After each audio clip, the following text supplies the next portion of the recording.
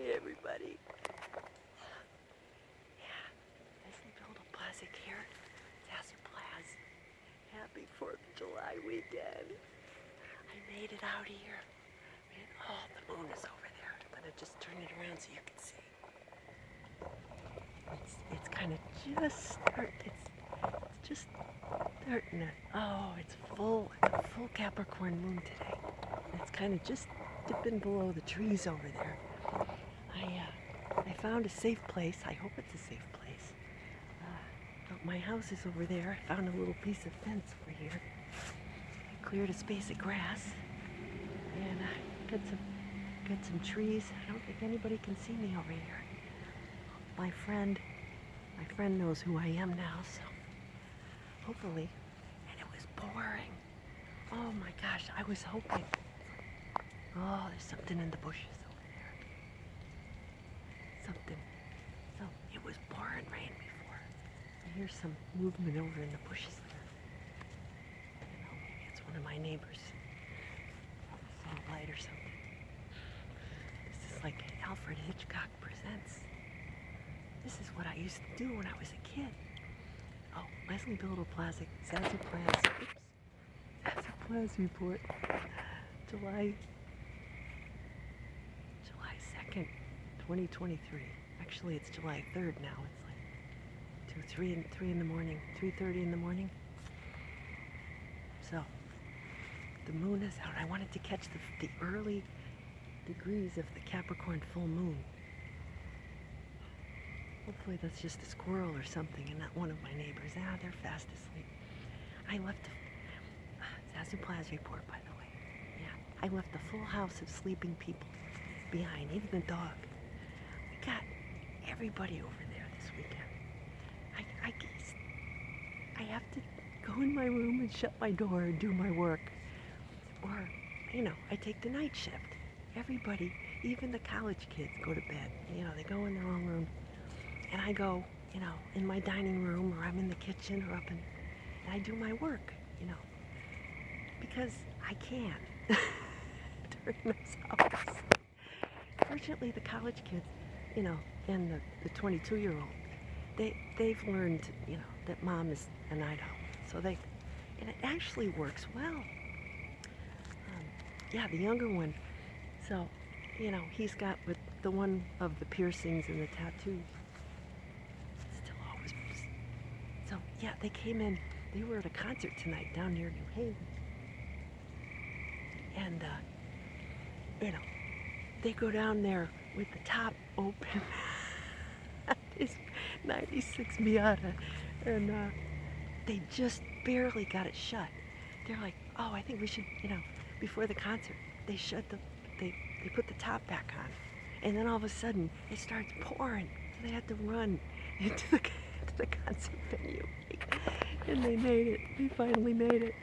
Oh, I hope this isn't gonna come out upside down like it does sometimes. Anyway, if it does, it does. I'll post it upside down. This is Gen X, folks. Whatever. Got 3 minutes. Okay. So I thought that was kind of cool. So then it starts pouring rain while I'm, doing my morning routine at midnight. And I'm like, geez, I hope it stops by the time I come out here. So I was just thinking, I was just envisioning myself coming out here and the rain stopping. And then 5 minutes before I went to come out, the rain stops. And now it sounds like it's raining, but it's just the rain and the trees. It's pretty humid, but it's supposed to rain all 4th of July weekend here in Connecticut. So, but, as so often is the case, my mind is spinning with all this stuff, but the message itself comes through loud and clear. But how often do we get, I'm trying to work the other day, and this fly is in my room, in my office bedroom. And I said, I'm trying to ignore it, but all I can hear is that damn fly. So I said, okay, I'm studying human design. I'm the manifesting generator, emotional. I said, look it up. If you don't know what human design is, it's great. Kind of ties in with today's lesson. So I said, you know what? I'm not going to be like Mr. Bean in that Bee movie where he upsets the whole Airbnb or place where he's dog sitting, just to get the bee. I said, I'm going to let that damn fly come to me. So I sat down, had my coffee. Pretty soon, the damn fly comes up and sits on the wall. I took my nice little notebook, my file, whap! It was worth any karma I'm going to get from that. It really was. It was worth it. You see both sides of my face here? I go like that. Oh, that's good. So, anyway, it was worth any karma that I had to put up with for that. Oh, there we go. All right, better get my... Oh, it looks like I've got horns. I got my umbrella here, which was in the kids' car, and because I was looking for it. That's the thing. When you have these young adult children, 20, 22, things go missing. It's like, and then you feel like somebody's, playing tricks on you. You feel like you're losing your mind. 'Cause you're like, I know I had this umbrella in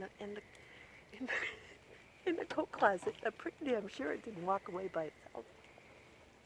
So does that ever happen to you? Anyway, so today all kinds of stuff going on. Yeah, so I met, my youngest son's new friend. I guess she goes to college in Vermont, and she does like engineering and art and stuff, and she's got the same piercings he has. That could get, I don't know, that seems to me that gets complicated, none of my concern, but, they have matching tattoos or something, I don't know. They both like to wear camo and go to metal concerts, and all that metal might get caught in the security scan going into the concert. I don't know. So I got tickets. My husband and I just want to add this before I get into the Bible. We had tickets to see Matchbox 20 with Rob Thomas back in 2020, which was July 2020 was our 25th anniversary, wedding anniversary. So a lot has happened since then, right? But, so they said, okay. So they postponed it a year because of the pandemic. Of course. Well, of course. And then 21, it's not quite yet. Okay. And then 22. Are you serious? So now it's 2023 and we don't want to go. I mean, I love them, but life has changed. So there are things that are happening now that weren't happening last year. So, it's one of those situations where I'm like, well, what do I do? Is it raining or is it not? I don't feel raindrops.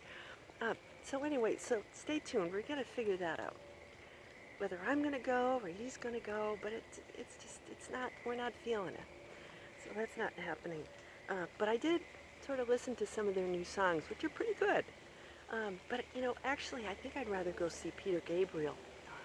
He's coming to Boston, and Billy Joel is having some of his last concerts at Madison Square Garden. Of course, I saw him back in '82, like '82, '83, and I think it was '83, when I was in high school with my friends. That was a great time. He was jumping around. He had his red jacket and his sneakers and his jeans. He was singing a song about, with the helicopters, nylon curtain. He had some great stuff back then. We saw him at the Hartford Civic Center before it became the XL Center. That was awesome. That's when you could go to the Hartford Civic Center, and there was a little food court there, and you could eat, and you could go to the concert. And anyway, so back to the present. So I thought I'd bring in some Eagles today because it's 4th of July weekend. Be you. Stay amazing. And some banjo because I was on, oh, hello. There's my friend Moth. I saw a dragonfly too. I had an actual dragonfly in the house, which we've had some people close to us pass away lately. So that, maybe people visiting us. Like Aunt Audrey passed away, and funeral was a week ago or so, and so, I'm getting all kinds of visitors. It's crazy in that house. We had the bird flying around, and my youngest son said there was another bird, a little sparrow that flew in the house. Another one. I must have missed that one, but then we had bunnies. It's a frickin' zoo, my house. Anyway, so that's why, if I don't get out twice a day and go for a vigorous walk and get out of that place, my skin crawls, right? I really, So, anyway, so the Bible, it says, there was this story about a woman who, in the Old Testament, there was this prophet Elijah. He used to, stop by every now and then, and she and her husband, they'd give her, they have him for dinner, and she said, gee, why don't we, make a little room upstairs for Elijah when he comes through? Like the traveling, just people who would, like a room for, a relative. You know how you have a guest room. I don't know if they still do that, but, when my folks used to have their house at the beach, I had my room with 2 twin beds. My parents had their room with 2 twin beds. And there was a guest room that had a double bed. So that guest room was for if my parents had company, or if I had a friend down, or, other friends. Sometimes I'd have a friend, sleep, on the other bed in my room, or sometimes we'd have a friend, visitors come. But my mother would always have the bed, clean sheets, ready for just in case, because people would drop in back then. Especially when you had a beach house, and they'd be like, oh, we were just in the neighborhood. Oh, she loved that. But Capricorn, it's the Capricorn full moon. My mother was a Capricorn. My dad was a Taurus. He did the yard, she did the house, her rules, her house. So this lady, kind of like my mom, she's like, well, why don't we, make up the room, and, he can stay when he comes by. And so Elijah said, gee, what can we do for her? Well, her husband, she never had a baby, and this and that. So then, God pulls some strings, and, she gets what she wants, which apparently was, a son. But it doesn't have to be that particular example. Where in your life can you make room for abundance to come in, right? If you make room and do something nice, you put something out there that helps somebody, right? Or it could even be like online, if you make a home, a virtual home, right? A digital home for someone, or you understand and you connect with someone. That's the same thing as providing them shelter, right? It doesn't have to be literal shelter. It can be, noticing that someone, needs a friend. Someone, needs somebody to talk to, or somebody making a meal for someone, or even showing, giving comfort to yourself. It's all the same, right? And especially a lot of us who give comfort to other people and are always doing things for other people, how often do we forget to make a little room, like Peter Sellers used to say? I went to room, the room, in the Pig Panther. Anyway, some of you guys will get it, some of you won't. But yeah, you make a room inside your heart for spirit to come in, for some guides, your guides, some ideas, for wishes and dreams, right? You make a room.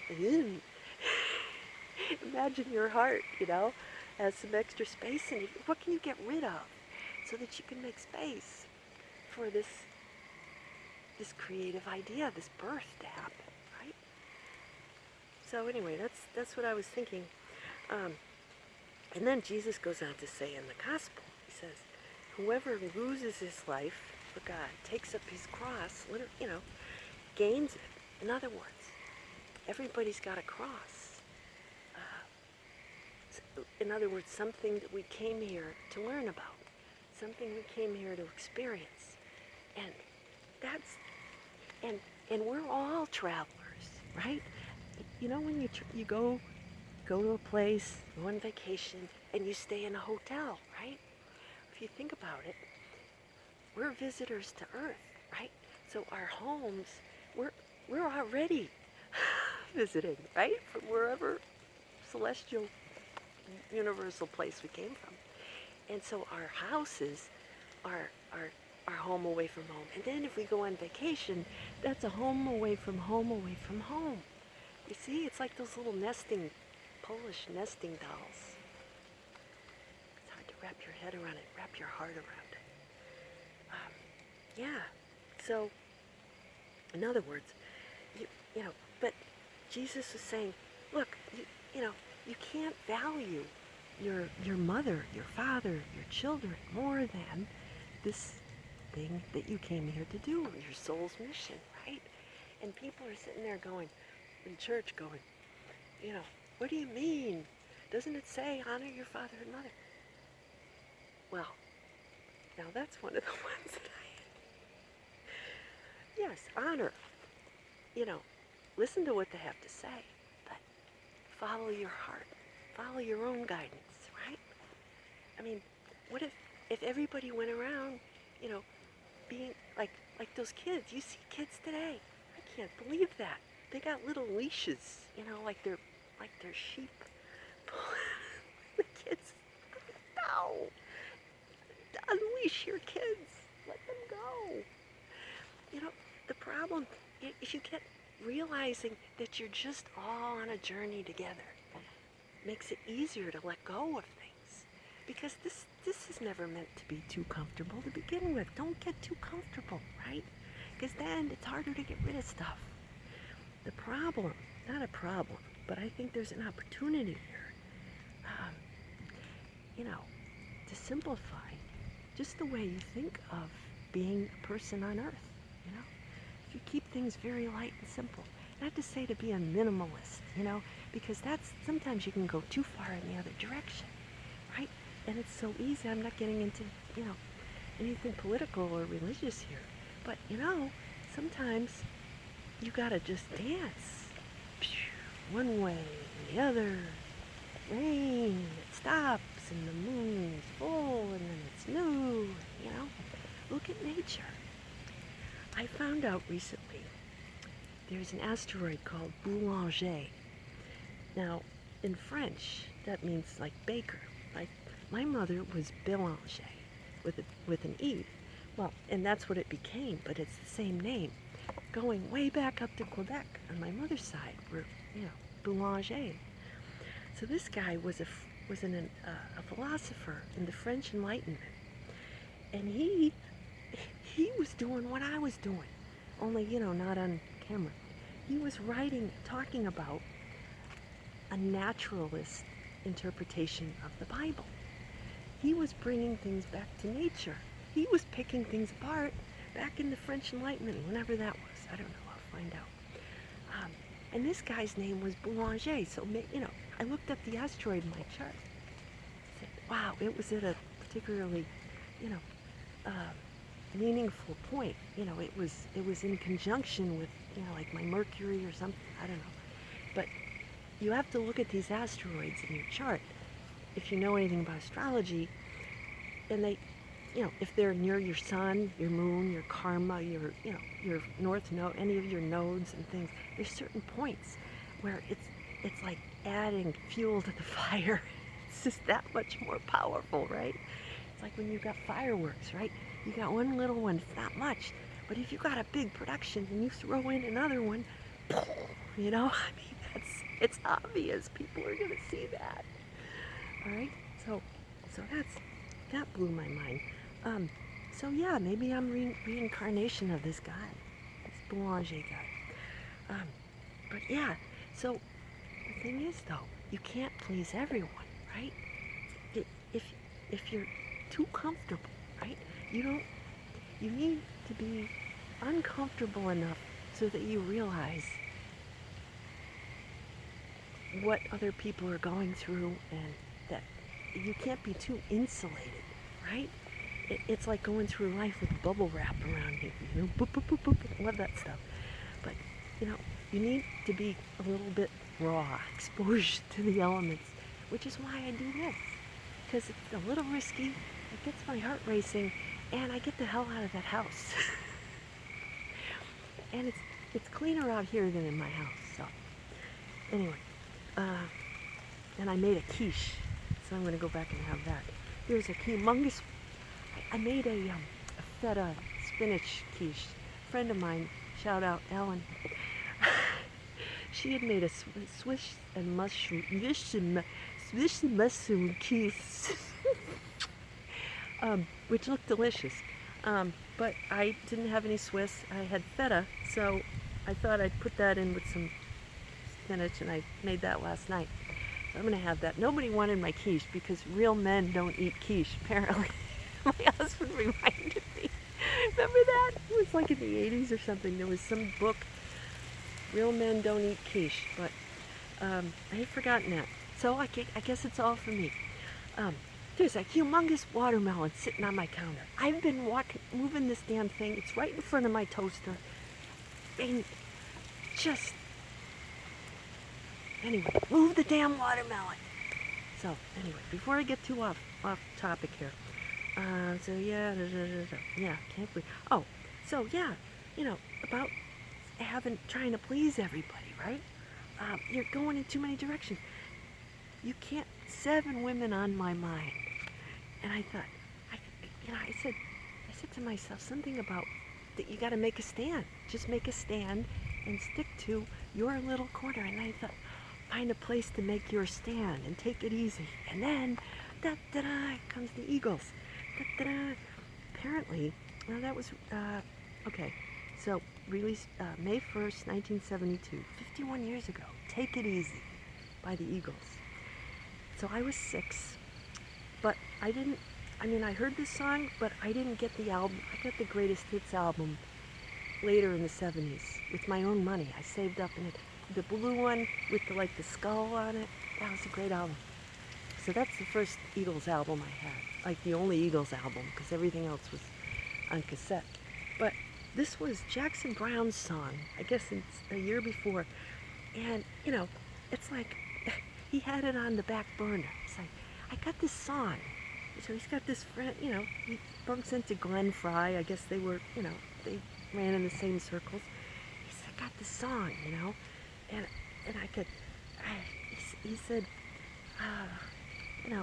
he's got one lyric of it, and he's standing on a corner in Winslow, Arizona. And then Glenn Fry comes back with, I forget what the other verse, but, it was the one where he says, such a fine sight to see. There's a girl, my lord, in a flatbed Ford, slowing down the tape. That one. Apparently they have a corner set up in Winslow, Arizona. It's on the way to Sedona. But the thing was, he says Jackson Browne had this happen to him.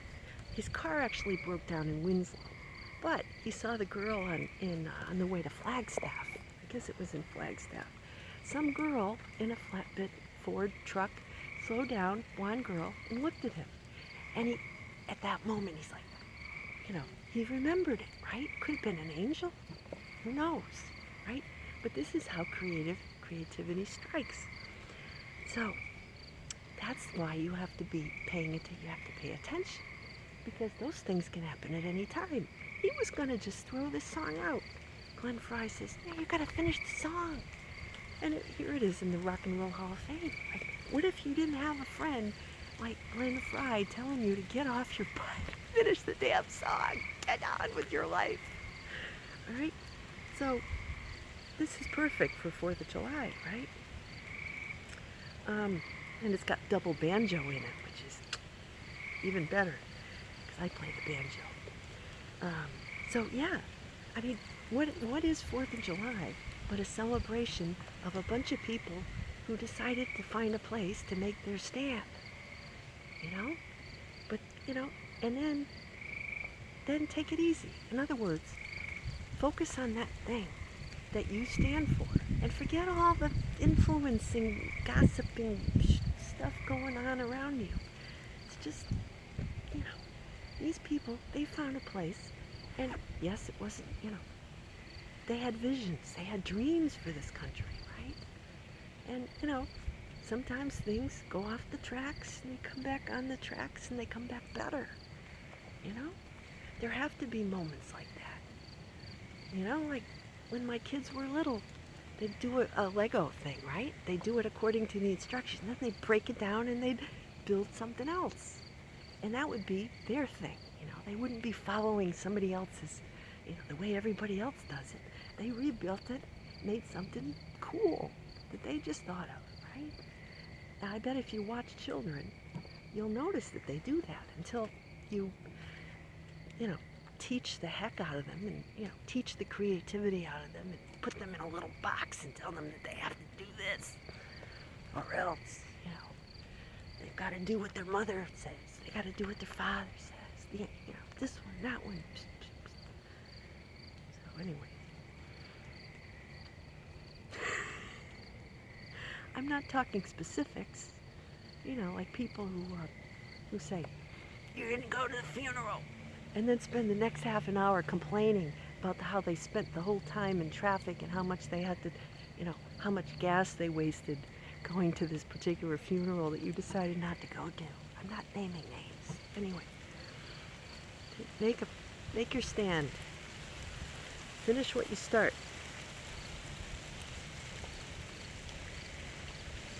Anyway, this is last week. All right, so yeah, Eagles, great band. Take it easy. Find a place to make your stand and eat your quiche and listen to the Eagles without people giving you heat for not doing what they think you should be doing or be where they think you should be in life. That's freedom. That's liberty. Marching to the beat of your own drum. So anyway, at that, have a wonderful 4th of July, everybody. And I will be back here or wherever next week. Knock on metal fence over here. Yeah, just take it easy and take care. See you next week. Bye-bye.